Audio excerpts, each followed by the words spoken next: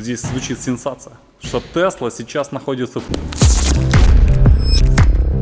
Привет, друзья! Я стою на фоне всех, без исключения, элементов и вариантов батарей для Tesla всех времен и моделей. Мы очень подробно рассмотрим их эволюцию, рассмотрим их болячки, посмотрим то, к чему они пришли, и посмотрим то, что нам дают конкуренты и давали до этого. Но давайте все по порядку и начнем с корпусов. Если вы хотите посмотреть, как она разбирается, то у нас есть отдельное видео. Вот оно вот сейчас вот здесь вылезло. Я готов пригласить Сашу. Саша — это человек, который помог нам разобрать вот это количество батарей. И главное, их правильно не утилизировать, а использовать повторно. Я занимаюсь тем, что покупаю батарейки с разных электроавтомобилей и даю им вторую жизнь в виде там солнечных накопителей энергии, пауэрбанков больших, маленьких батареек для самокатов, велосипедов, скутеров. В общем, применяю их повторно. То есть утилизация батарей на сегодняшний день нам по факту не нужна, потому что батарея Tesla после того, как она перестает служить конкретно в машине, она дальше продолжает служить уже в других абсолютно разных, разновидных предметах, но дает пользу, продолжает нести пользу. Сейчас мы поговорим, от чего конкретно может умирать батарея Tesla. Поэтому мы перейдем к сегментам. В общем, вот у нас все разнообразие сегментов. И прежде чем мы начнем касаться каждого и их наполнением, я хочу сразу сказать, что мы эти сегменты сейчас не ремонтируем. Батареи мы не реставрируем, а меняем их целиком. Для чего и почему это нам надо? Конечно, мог бы рассказать я, но я думаю, в принципе, справишься самостоятельно. Да. Батарейки тесловские, они имеют при всех их огромных плюсах небольшой минус. У них корпус самого элемента стальной покрыт никелем. У него есть слабые места, где он подвержен коррозии. Толщина металла одного элемента 0,15-0,2 мм. И когда попадает влага, либо остатки антифриза при разборе, то он начинает гнить и выходит из строя, то есть получается разгерметизация, утечка тока, и как бы элемент выходит из строя. Отследить, если в батарее была влага, она проникает между трубок охлаждения. Показываем. То есть можно вот на Трубки примере вот охлаждения. этого элемента, то есть здесь идет уже коррозия. То есть ее может быть, вот даже видно, вот снаружи пошла ее ржавчинка. можно быть не видно. Она ее может не То есть, быть. когда батарея запакована, а выглядит она вот так вот, вот она под низом, у нас стол состоит из батарей. Когда батарея запакована, то мы, вскрыв ее, не видим, что здесь произошло, ну, смотрите, сегмент как сегмент, все нормально. А вот когда его отключить и приподнять, уже видно, что вот это все начинается. Может быть, даже здесь снаружи не видно. Он может быть поврежден где-то внутри, между трубок охлаждения. То есть, когда влага попала туда, начинается внутри коррозия, и вы визуально не можете понять, хороший или нехороший. Вы меряете напряжение, вы меряете сопротивление, он держит емкость, но у него уже запущен механизм самоуничтожения. По нашим предыдущим видео вы можете найти там, где мы экспериментировали с батареями. Мы делали с ними практически все. Увеличивали мощность, ремонтировали и так далее. И исходя из всего этого опыта, я могу сказать точно, и особенно когда мы покажем, к чему пришла Tesla дальше, мы покажем, почему путь, по которому выгоднее менять батарею всю целиком, а сегменты конкретно продавать в рынок, или их забирает Саша и дальше их использует там под любые нужды, выгоднее, потому что вы сразу же убираете головную боль. Так как, несмотря на технологический процесс и продувание аргоном, чтобы в нем не оставалось влаги, что делает, кстати, очень редко кто, все равно эта батарея, возможно, потребует в дальнейшем внимания. А зачем, если рынок купит у вас сегменты, вы поставите батарею новую целиком, даже более свежую, и катаетесь вообще без никаких проблем. То есть батарея может у нас умереть по большей части из-за физического контакта, правильно? Да. То есть удар произошел, какая-то разгерметизация, попала влага и батарея кончается. Здесь у нас выложены в ряд все сегменты батареек Tesla. Первая у нас это Tesla Roadster. И насколько я знаю, спасибо, кстати, ребятам из Electrocars, которые нам дали этот сегмент. Они купили Tesla Roadster.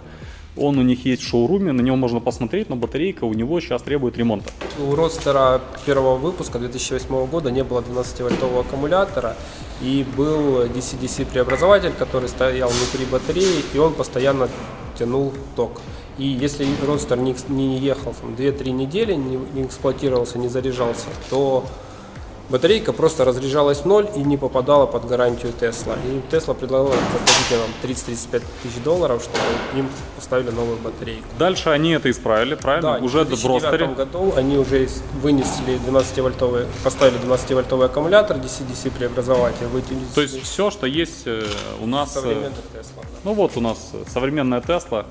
Вот 12-вольтовый аккумулятор, он сейчас стоит здесь, раньше он стоял вот там, вот, в неудобном месте, но его переместили и уменьшили багажник. Почему уменьшили багажник? Потому что конкуренты все равно не делают багажник больше, поэтому нет смысла за ними гнаться, они дали больше удобства для сервиса. Из-за этого, по той причине, что не было 12-вольтового аккумулятора, этот аккумулятор разряжался в ноль. Да. И из-за этого конкретно этот сегмент пришел в негодность. Ну, повторно литий невозможно зарядить, у него очень вырастает внутреннее сопротивление больше, и он как бы одноразовый. Если разрядить ниже определенного напряжения, которое указано в даташите, элемент деградирует и уходит из строя. И при последующей зарядке он может просто загореться. То есть вот это у нас сейчас самый опасный элемент здесь на столе. Да. Хорошо, идем дальше. Это Tesla Roadster. Это машина, которая выпускалась до 2012 года, и дальше у нас пошла та модель, которую мы знаем лучше всего. Это Model S с 2012 года. И эти же батареи, эти же элементы питания ставились и в Model X с 2016 года. Но начинаем по порядку. Это у нас 13 год, 12-13 год. 60-ка. Как мы видим, что это 60-ка? Мне не хватает элементов. Да. У нас здесь пропуски. То есть, если видите здесь все в батареечках, то здесь у нас пошли пропуски. Конкретно батарейки, которые 60-ки с пропусками, они имеют такие же элементы, как 85-е, в районе там 3000 мА. Они сделаны Panasonic, служат долго. В 2014 году Tesla экспериментировала с другими элементами и ставила какого-то стороннего производителя, который тоже 60-ки, но полностью заполненные элементы. Они быстро деградировали. То есть не Panasonic. Не Panasonic. Изменила Panasonic Tesla в 2014 Но недолго, году. всего лишь, я думаю, несколько месяцев, просто какие-то пробные партии. То есть из этого можем дать совет быстрый, моментальный, что машина 2014 года 60-ка, лучше ее обойти стороной, потому что может не повезти. Да. А может и повезти. То есть вот это конкретно элемент 2014 года, Да, кому-то повезло. сегмент 2014 года, кому-то повезло. Кому-то повезло, но он на столе, так что не очень. Это 60-ка, но если здесь будут все батарейки на месте, то это будет 85-ка.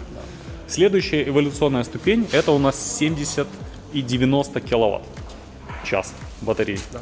Вот это ее сегмент. Это 70-ка, у нее была емкость еще меньше, она была 2900. Их делали 15-16 год, потому что был дефицит элементов. То есть спрос на Tesla вырос, а производство не успевало, поэтому они начали использовать чуть-чуть другой элемент, емкостью меньше, который мог предоставить рынок Panasonic. Окей. И следующий у нас идет, это у нас что Это уже? у нас 75-ка 17 года. 75-ка чем кардинально отличается от 70-ки? У нее емкость элемента у 70-ки 2900, у 70-ки 16 года емкость 3200, у 70-ки 17 года емкость 3400 одного элемента. У Теслы 75-ки 17 года 13 полноценных модулей, полностью Да. заполненных, такие как в 90-ке стоят, их они заменяемые. И один модуль урезанный до 5S, у него одной ячейки не хватает, стоят перемычки и Вот это она. заглушки. Да. Ну, да, вот это конкретно урезанное, ну плюс не хватает двух модулей. Так же как в 60-ке, да, там тоже пусто. Два не хватает, и еще плюс не хватает вот батареек повсеместно в сегменте. Что можем сказать про 75-ку и 90-ку в целом? Это в целом это цена-качество, оптимальные батарейки. На сегодняшний день. Да.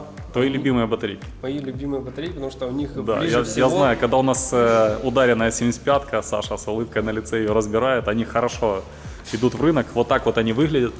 Переходим плавно к святому Гралю. Да, киловаттные То, к батарейки. чему пришла Tesla спустя, ну вот в 2017 году вышла первая, да, спустя 5 лет эволюции, а как мы видим, она, это не считается, вот это все менялось, и По тулбоксу, по конфигуратору мы знаем, что в Тесле не 6 или 7 или 10 разновидностей батарей, а 40. То есть 40 разных конфигураций батарей, и вот к тебе попадались абсолютно разные, да, в разной кондиции. Наверное, десятка, полтора-два разных видов. Я каждый там, месяц-два узнаю что-то новое о батарейках. То есть я не перестаю удивляться их разнообразию, хотя визуально они все одинаковые. Визуально одинаковые, и это говорит о том, что Tesla постоянно учится, экспериментирует, и вот к чему пришла Tesla в результате всех экспериментов. Это у нас 100-я батарейка, это сегмент из 100-й батарейки. Вот даже невооруженным взглядом видно, насколько плотно стоят батарейки здесь друг к другу. Вот они прямо здесь, вообще нет места. 100-й модуль стал немножко компактнее, чем все предыдущие. Именно модуль стал компактным. Да, он чуть-чуть компактнее за счет трубок охлаждения. Здесь они выпирают, Ага. а здесь они более компактные. Вот это охлаждение, вот это все, это охлаждение. Вот оно идет контуром, вот так вот оно проходит через всю батарею. Начинается отсюда и заканчивается здесь, либо наоборот. В 100-м у нас охлаждение идет иначе. То есть вот один вход, вот выход, вот вход, вот выход. Это нам дает возможность охлаждать батарею эффективнее. И что они еще сделали, чтобы стало больше места? Они убрали с трубок охлаждения Вот, кстати, да, вот эти трубки охлаждения. теплопроводящую резину за счет толщины. То есть у нас получается вот трубка охлаждения, вот она идет через весь сегмент, и в каждом сегменте была вот такая вот теплопроводящая резина. И от нее постарались избавиться. Да, это добавило получилось. два ряда элементов дополнительных. То есть вот мы видим, эти резинки есть, на месте они стоят, а здесь их нет. Представляете, насколько они думали, как сделать так, чтобы сюда просто добавить пальчиковые батареи как можно больше. И, кстати, результат получился. Она не перегревается быстрее, чем перегревается любая другая машина с вот этими элементами питания. Но все-таки перегревается. Все-таки перегревается. Да, для этого у нее как бы все сделано, чтобы тесловская батарейка перегрелась. Она имеет усики, которые предохранители, которые при нажатии тапки в пол разогреваются больше 200 градусов. Они быстро потом охлаждаются. Когда Здесь вот хочется сделать акцент на этом. Вот этот усик разогревается до 200 градусов. Вы вообще представляете? Вот этот вот проводочек маленький, вот который соединяет батарейки, разогревается до 200 градусов. А мы в это время тратим батарею, чтобы отапливать салон. Перегрев батарейки происходит по несколько причин. Во-первых, сам элемент 18650 Да. Tesla использует не самые высокотоковые. Они выбрали элементы, которые максимально долго служат при оптимальной большой емкости. Поэтому внутреннее сопротивление элементов достаточно высокое, и он при больших токах он греется. Плюс греются предохранители, плюс греются все соединения, и на нагрев теряются киловатты. Это у нас Model 3. Model 3, и вот в будущем это будет Model Y. Как так получилось, что я на этой машине ехал по треку, и она не нагревалась? Они увеличили размер элемента до 21,70. 21 это диаметр, 70 это метр высота.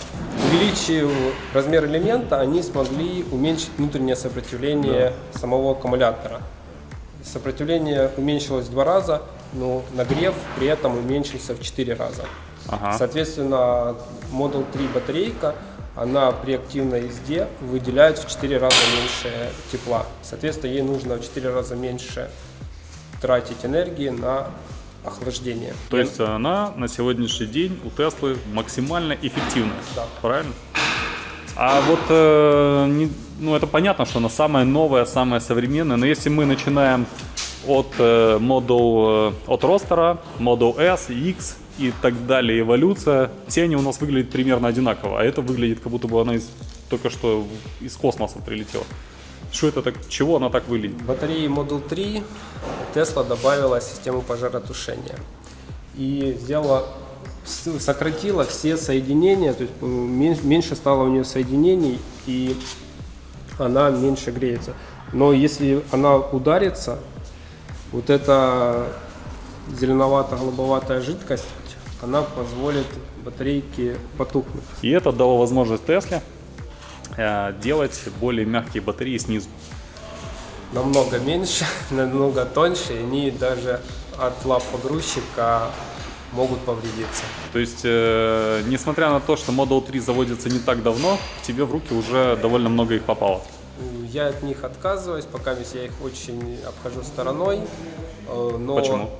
Потому что их сложно разобрать. Здесь вот этот акрил, он ничем не растворяется, и как бы привести его в товарный вид этот элемент невозможно. У тройки элемента плюсовой контакт алюминиевый, а к алюминию вариться сложно. Его нужно варить либо ультразвуком, либо конденсаторной сваркой. Скорее всего, мы не затронули очень много тем, потому что с Сашей по поводу батареек можно разговаривать практически вечно, и если вам интересна эта тематика про батарейки детально, там, где будут разжевываться каждый отдельный сегмент, элемент и так далее, вы можете подписаться на Сашин канал, он его ведет, и он посвящен конкретно батарее. Только батарейкам, разновидностям, отличиям, плюсам, минусам. Подписывайтесь, там постепенно будет наполняться всеми различиями и нюансами. Другие производители. Это у нас лифовские элементы, этот я узнаю. Остальное, что это такое? Выше него Chevrolet Volt, левее это Chevrolet Bolt. Выше него... Это Chevrolet Volt первого поколения, это Chevrolet Bolt. Volt, это гибрид. Да. Вот это у нас. Это Chevrolet Bolt. Да, это тоже пакетик. Давай теперь покажем, что такое батарейка Tesla внутри, так, чтобы было понятно. Ну, это бутерброд из меди, алюминия и лития с двух сторон. С одной стороны... То есть это у нас сверток, по большому счету. А это батарея вольта вот разобрана. То есть это тот же самый сверток, вот он видно. Только эти бумажки, они все лежат друг на друге, спокойно, плоско. И все это вместе получается, ну, вот такой вот у нас пакетик. Батарейки Nissan Leaf чаще всего выходят из строя. Их приходится ремонтировать, потому что если она используется так часто перегревается, то внутренние элементы теплее, чем наружные. А так как нет охлаждения, они быстрее выходят из строя. Ну, по большому счету... Но все другие электроавтомобили, которые собраны на пакетах, то есть Volt, Zoya, Volt, Bolt, у них уже есть жидкостная система охлаждения, и у них элементы долговечнее, чем у Теслы, и долговечнее, чем того же Nissan Leaf. Так, опасная ситуация. У нас получается сейчас. Другими словами, мы хотим сказать, что в какой-то момент все догнали Теслу. По емкости И качеству. По качеству я бы сказал, что начиная с 2016 года все перегнали Теслу. Все перегнали Теслу? Ну, по ресурсу, да, потому что даже та Renault Zoe, которая имеет маленькую батарейку, там 24-25 киловатт, она у нее не деградирует с такой скоростью, как тесловская. То есть есть зойки, которые проехали там 250-300 тысяч километров, и у них емкость батарейки осталась на уровне... Сейчас многие владельцы Теслы напряглись. Как это? Деградирует батарейка? Богдан же говорил, она не деградирует. Надо пояснить просто, что она деградирует из-за того, что она маленькая, ее чаще заряжают. Да. Да, из-за этого она все равно будет деградировать быстрее, чем батарея Теслы, просто из-за того, что она маленькая. Немало киловатт-часов. То есть, Да. чтобы тесловскую батарейку там 80 киловатт превратить в 40, это должно пройти не 10 лет, а больше, и она вам быстрее машина надоест, чем вы ее на 50% убьете. Сотрется салон. То есть у нас получилось два разделения. Это Panasonic с Теслой, LG со всеми остальными.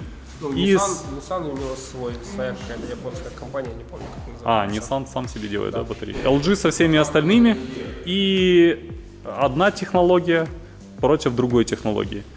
И сейчас, вот по мнению Саши, они полностью сравнялись. Вес батарейки 90 киловаттной, что у Теслы примерно по сегментам одинаковый, что в Тайкане, что в Болту. Если емкость разделить на вес, то получим примерно одинаковые цифры. То есть, грубо говоря, в батареях все на данный момент сравнялись, и Tesla сейчас выигрывает только в оптимизации двигателя плюс батареи, в программном обеспечении. Более того, Саша считает, здесь звучит сенсация, что Tesla сейчас находится в тупике, и в принципе ее обгонят.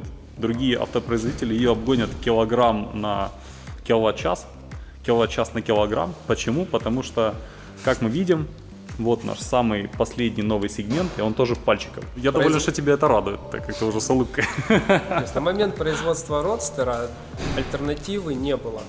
Да. Были плохие пакеты, которые были тяжелые, у которых был очень маленький срок службы, и они были какой-то неказистой формы.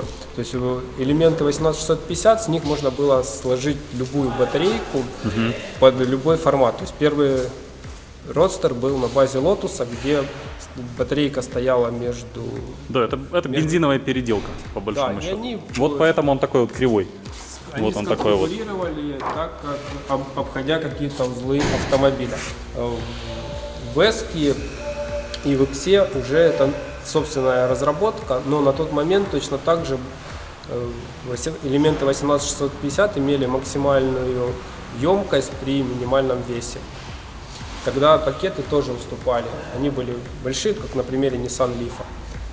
Начиная с 2015-2018 год технология изменилась, аккумуляторы и пакеты стали более компактные, их легче охлаждать, они имеют более высокую токоотдачу, поэтому они на данный момент имеют уже преимущество больше, чем у Теслы. И Тесле придется в конечном итоге либо отказаться от пальчиков, либо туда засунуть какую-то новую химию. Вот это да! Мы вам показали всю эволюцию батареи Теслы, показали то, чем заполняют свои электрокары другие производители, и оставляем за вами в комментарии ответы на вопросы. На те вопросы, которые у нас появились. Правильная ли эта технология пальчиковых батарей? Кто победит в итоге? Tesla, которая всегда идет вразрез с другими, со своей технологией, либо LG с другими производителями, и напишите, какие плюсы и минусы вы видите, потому что по пожаробезопасности и по другим вещам, в принципе, разницы у них большой нет. Так что подписывайтесь и будем видеться.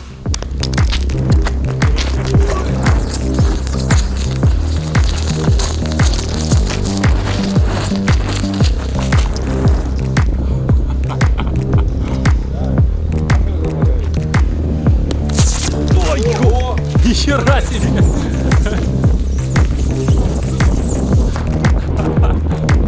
Слушайте, какая опасная штука. Не повторяйте такое в домашних условиях. Это я вам точно могу сказать. Не стучите по таким элементам питания.